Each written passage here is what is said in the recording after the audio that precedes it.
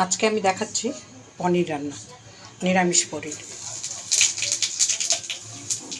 গরম তেলে দিয়ে দিলাম জিরে ফোড়ন।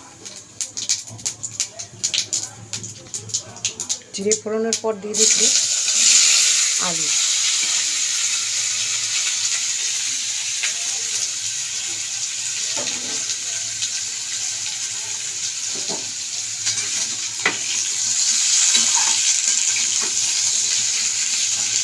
আলুটাকে একটু নাড়াচাড়া করে নিলাম। তার আগে আমি পনিরটাকে ভেজে রেখে দিয়েছি। দিয়ে দিচ্ছি আদা আর গরম মশলার পেস্ট।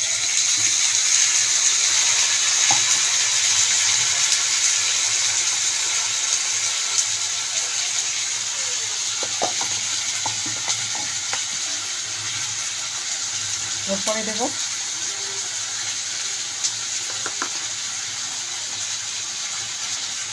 কাঁচা লঙ্কা, আমার দেওয়া আছে, একসঙ্গে গরম মশলার সঙ্গে বেটে দিয়েছে।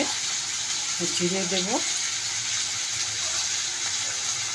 লঙ্কার গুঁড়ো দিয়ে দিয়েছি, জিরের গুঁড়ো দিচ্ছি। আর যে পেস্টটা আমি আগে দিলাম ওটার মধ্যে বাদাম আছে, কাজু বাদাম, কিশমিশ আর গরম মশলা আর আদা, এই কটা জিনিস আমি পেস্ট করে দিয়েছি। আর এর মধ্যে হলুদ, লঙ্কা, জিরে দিলাম।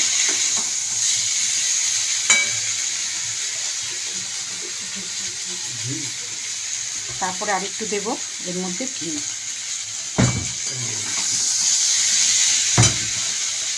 এবারে দেওয়া হচ্ছে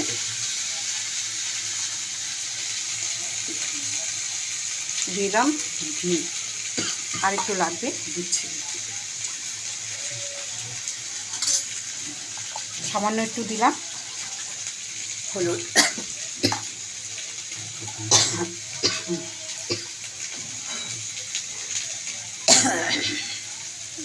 নিরামিষ তো একটু ঘি দিলে ভালো লাগে।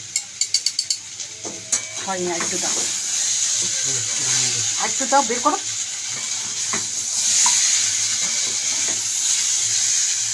তুমি ধরো মিশছে,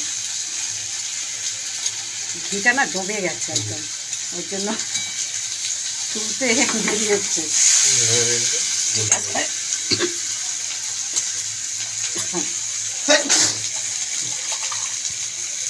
দিয়ে দিলাম জল।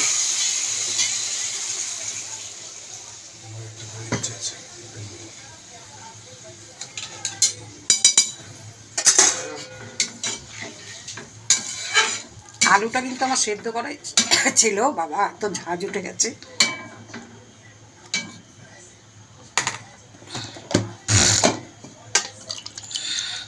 মশলা ধোয়ার জলটা আমি একটু দিয়ে দিলাম।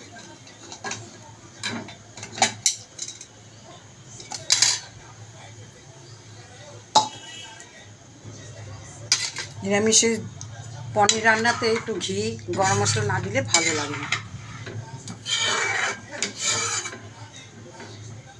তো মাখা মাখা রাখবো না, আমাদের একটু ঝোল রাখতে হবে।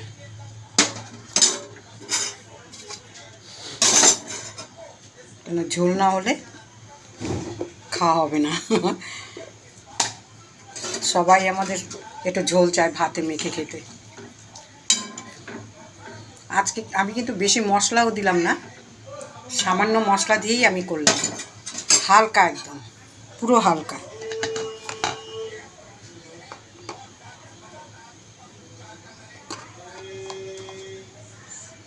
তারপরেও একটু আমি উপরে ছিটিয়ে দিলাম একটু মশলা। ঝোলটা কিন্তু আমি অত ঘন করব না, ঝোল আমার একদম পাতলা থাকবে। আর ওর মধ্যে আমি দিয়ে দিচ্ছি পনির ঢেলে।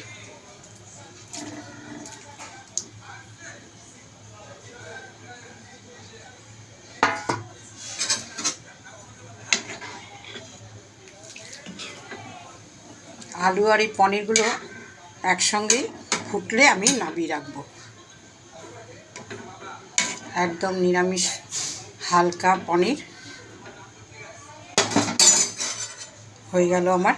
পনির ফুটছে, আমি একটু বাদেই নামিয়ে রাখবো। তাহলে আমি এখন আসছি, আবার দেখা হবে।